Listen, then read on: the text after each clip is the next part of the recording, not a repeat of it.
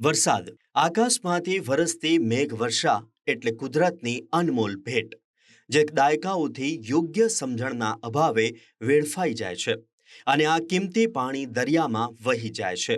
પરંતુ હંમેશા પર્યાવરણની જાળવણી માટે તત્પર રહેતી આ સરકાર દ્વારા વરસાદી પાણીના સંગ્રહ માટેની કટિબદ્ધતા દર્શાવાઈ છે, જેથી ભવિષ્યના સંકટો સામે લડવું મુશ્કેલ ન બને.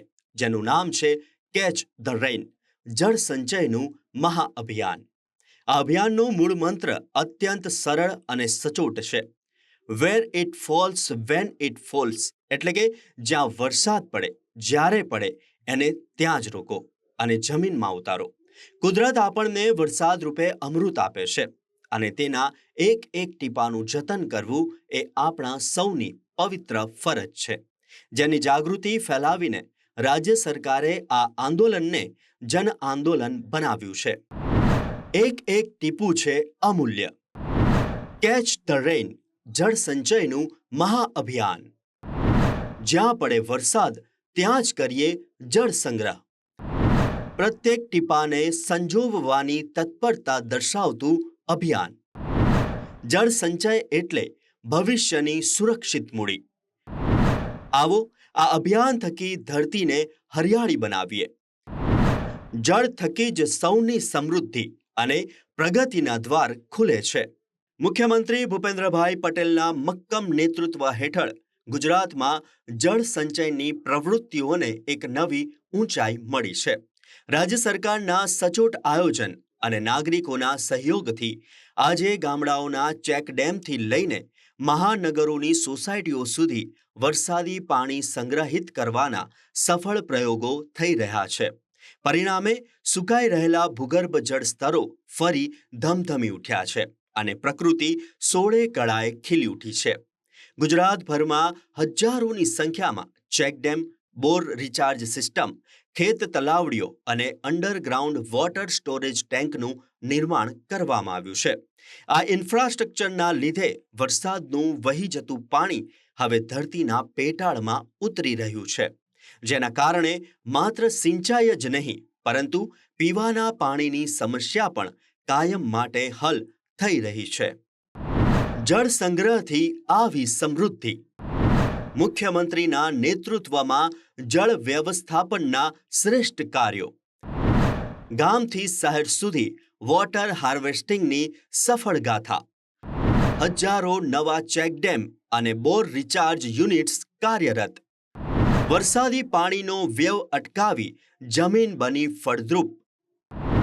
જનભાગીદારીથી જળ અભિયાનને મળી અભૂતપૂર્વ ગતિ. સિંચાઈ સાથે પીવાના પાણીની સમસ્યા પણ કાયમી ટળી. સુજલામ સુફલામ યોજના અંતર્ગત આપણે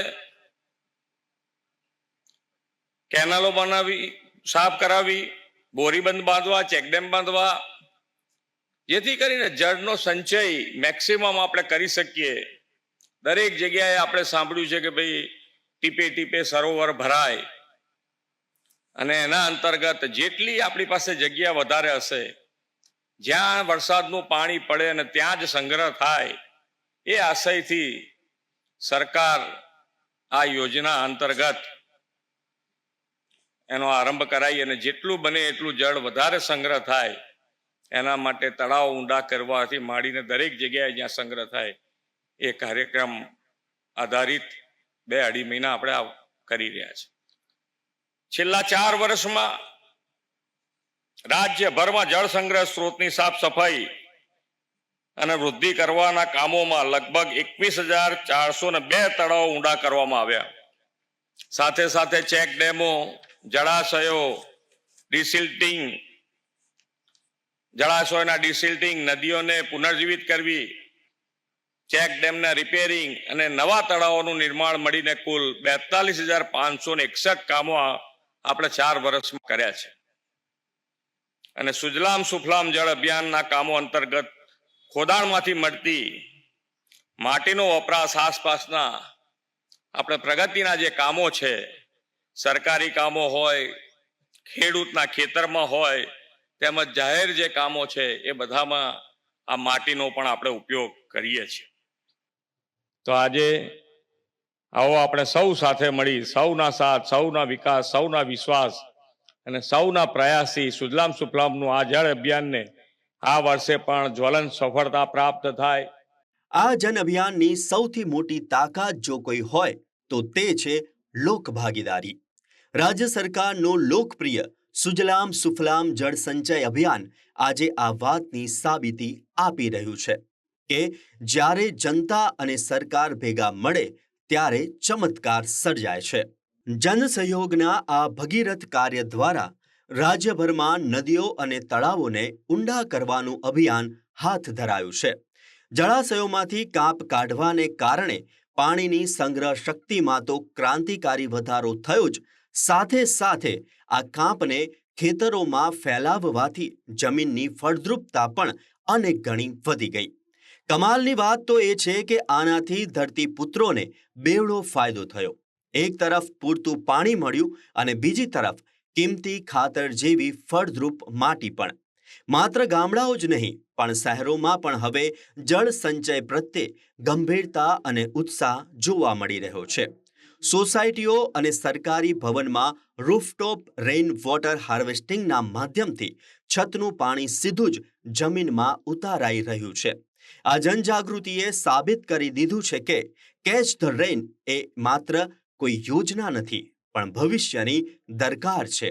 માત્ર ગ્રામીણ વિસ્તારો જ નહીં પરંતુ શહેરી વિસ્તારોમાં પણ જાગૃતિનું મોજું ફરી વળ્યું છે.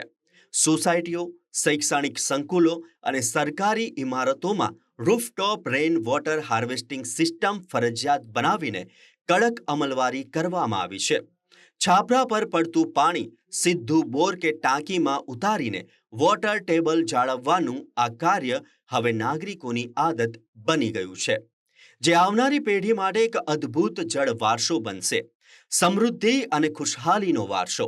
આવો જળ સંચયના આ મહાઅભિયાનમાં આપણે પણ ભાગીદાર બનીએ. વરસાદના એક એક ટીપાનો મહત્વને સમજીને તેનો સંગ્રહ કરીએ.